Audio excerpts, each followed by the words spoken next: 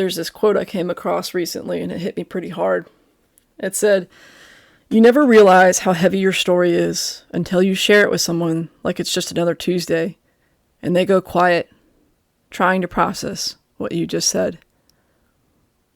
That moment, the silence that follows when someone truly hears your pain, is something I've only experienced a handful of times. But one in particular moment stands out more than any other.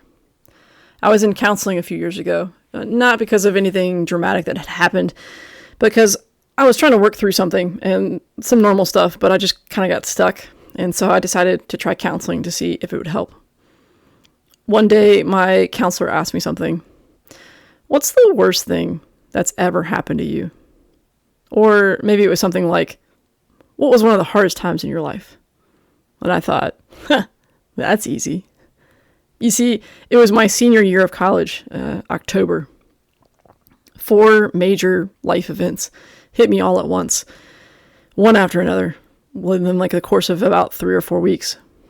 On their own, maybe none of them would have changed everything.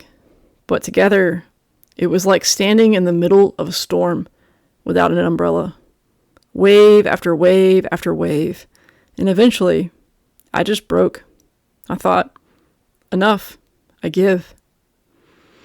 Even though it changed the course of my life, I thought I was at peace with it.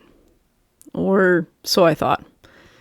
But when I told my counselor that story and the actual events that occurred, this thing that I thought I'd processed and moved past, well, she just went quiet. There was a stillness in the air, an awkward shifting in the chairs. And then she said it. "Michelle, that is the definition of trauma." And just like that, a whole new reality unfolded. Look, I know the word trauma gets thrown around a lot these days.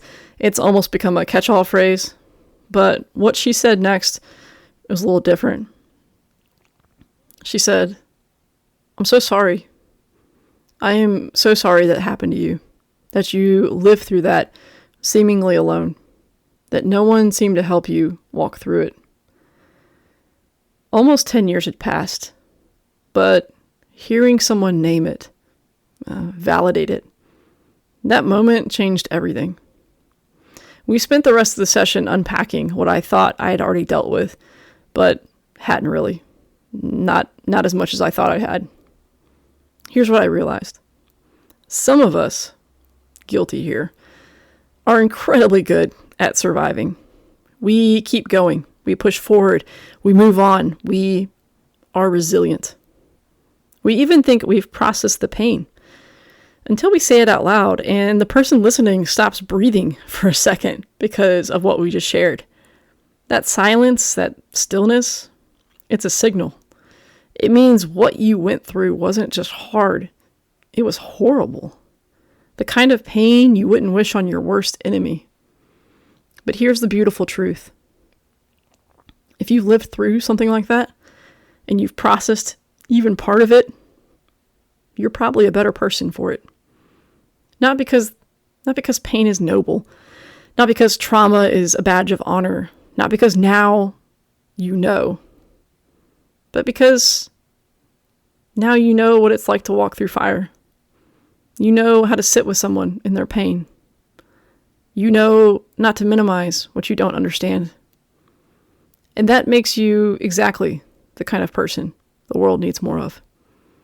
So here's my encouragement for you today in all of this. Not everything is trauma. Sometimes, yeah, you just have to grab a straw and suck it up.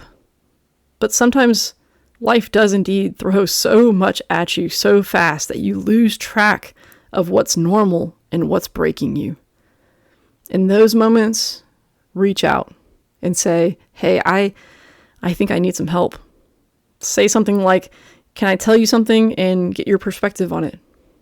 Because maybe, just maybe, someone will look at you and say what I wish someone had said back then.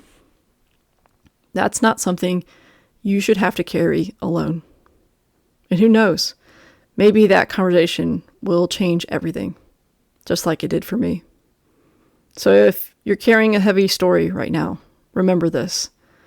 The weight doesn't mean you're weak. It means you're human. And sharing it, that's how healing begins.